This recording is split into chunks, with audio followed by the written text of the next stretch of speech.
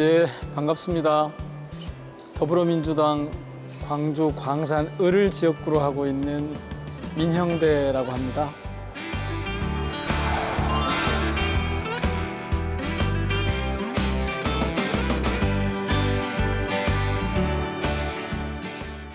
코로나19 이전 시대가 이를테면 그 신자유주의의 개별 분산된 경쟁의 시대였다면 이제 더 이상 그것으로 해서 사회가 계속 진전하기 어려울 거다, 진화하기 어려울 거다. 다가오니까 포스트 코로나 시대는 그런 시민들의 연대와 협력을 통해서 사회 문제를 풀어가는 그런 시대가 될 터인데, 그렇게 보면 한국에서 가장 희망적인 키워드는 저는 시민 혹은 시민의 역량이라고 그렇게 봅니다.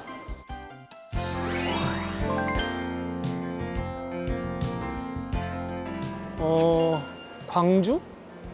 자치? 평화? 이런 정도 될 것 같은데요. 20살 그 무렵까지 자란 곳은 해남인데 20살 이후부터 제가 살았던 곳은 광주거든요. 그 시기가 80년 5월, 그러니까 5.18 민주항쟁이 있던 시기입니다.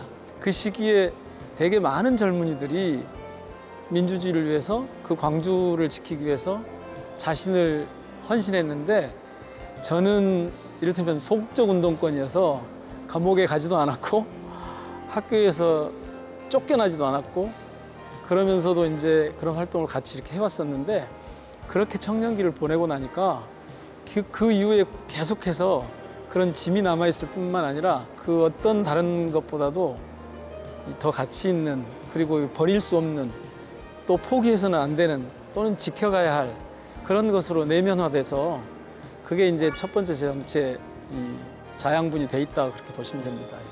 시민운동도 해봤고, 그러면서 그 과정에서 정치의 필요성, 이를테면 집행 권력의 필요성이 이제 저한테 다가와서 그걸 이제 하게 됐는데요. 그 자체에는 사실은 그 분노가 같이 담겨 있습니다. 노무현 대통령이 이제 그렇게 제 표현을 하자면 정치적 살인을 당했어요.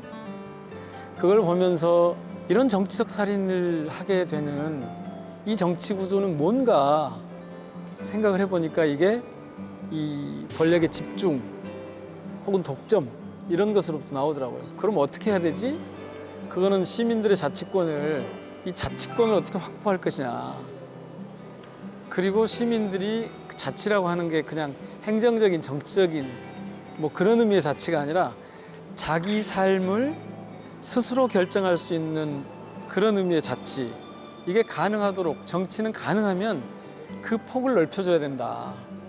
그런데 마치 이제 지방자치단체장을 했죠. 광산구청장을 했는데, 하면서 보니까 우리 사회 부문 전반에 인간을 스스로 자기 삶을 주체로 설정할 수 있도록 해주는 문화, 제도, 이런 것들이 좀 보편화되면 좋겠다. 그래서 이제 지자체장을 하면서 각 분야별로 그런 걸 계속 한 거죠. 직접적으로 정치에 뛰어든 건 노무현 대통령의 죽음을 보면서 폭발한 어떤 분노였는데, 그 분노가 지향하고 있는 것은 광주, 자치, 이렇게 이제 되었었던 거죠. 저는 제 정치의 목표는 사람과 사람 사이의 관계를, 그러니까 사회적 관계를 평화롭게 가져가는 거다. 아주 작은 마을에서부터 시작해서 남북관계나 세계 인류 시민들과의 어울림이나 이런 것에도 마찬가지인데요. 이 정치가 지향해야 될 방향이 뭔가, 제가 볼 때는 그런 거였습니다. 어떻게 사람들을 평화롭게 살 수 있게 할 건가. 어떻게 하면 이 갈등과 경쟁, 치열한 경쟁과, 그래서 그 과정에서 나타나는 소외와 이 외로움과 이런 것들을 좀 달래서 연대하고 어울리고 더불어 살면서 사람들이 세상이 좀 평화롭게 갈 수 있으면 좋겠다, 그런 생각을 하게 된 거죠.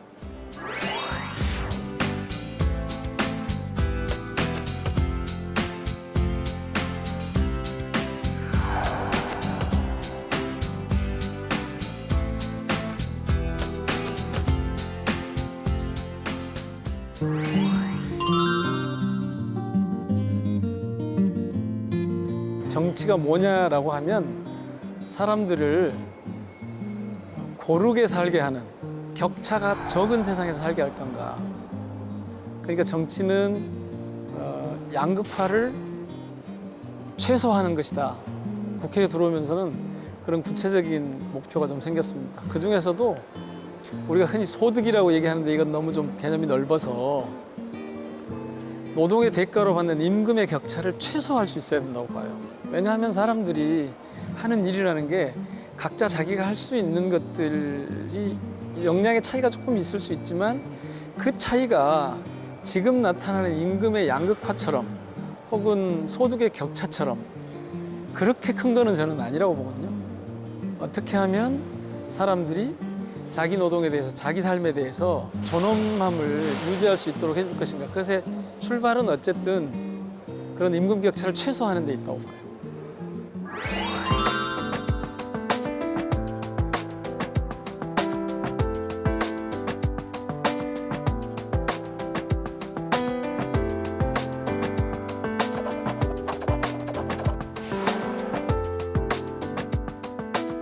자금이 없어서 자기가 뭔가 시도를 해보려고 하고 도모해보려고 하는데 불가능한 그런 상황이 없도록 해보자 라고 하는 게 첫 번째 금융 쪽의 목표입니다.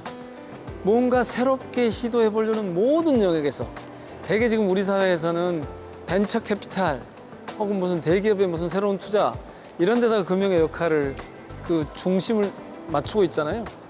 근데 보통 시민들도 언제든지 자신들이 뭔가 새로운 시대를 위해서 참여하는 데 필요한 금융의 이 조달이 필요하면 그거는 가능하게 해주자는 거죠. 그래서 이제 녹색금융이라는 말이 뭐 옛날에 뭐 MB 정부 때 써서 지금 어쩌고저쩌고 하는데 그런 건 다 소용없는, 실제로 그 내용을 어떻게 채울 건가 이게 중요하고요. 그래서 그런 걸 좀 해볼 생각입니다. 동일한 사회에서 살고 있는, 심지어는 동일한 생산 과정에 거의 비슷한 노동을 투입하는데 동일 노동, 동일 임금은커녕 이 임률 자체를 설정할 때부터 완벽하게 차이가 나게 돼 있어요. 단지 사회적으로 약자라는 이유만으로 그런 부당한 거래, 불공정 거래의 피해자가 되면 안 된다. 이거는 정말 정치가 해야 될 일이라고 보거든요. 강자들과 정치권이 자신들이 생각하는 대로 갑니다. 그러니까 시민 뜻대로 가지 못해요, 지금. 현장의 이야기를 현장 가까이 가지 못해요, 여전히. 그래서 그런 영역들을 좀 찾아서, 그래서 공정거래위원회 관련한 분야, 공정거래와 관련해서는 제가 지금 불공정한 그런 거래로 사회적 약자들이 차별받지 않고 피해를 입지 않았으면 좋겠다, 그런 말씀을 드렸는데 그런 시도를 좀 해보고 싶습니다.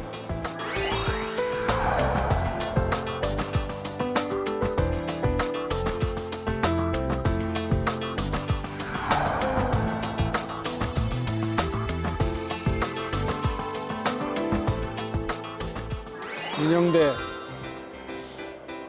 4년 동안 참 애 많이 썼는데 쉽지 않았지. 위로해. 그렇지만 그렇게 또 한 발짝씩 한 발짝씩 나가려고 애를 쓰면 우리 정치가 가야 할 그런 곳에 도달할 수 있다고 믿으니까 힘내.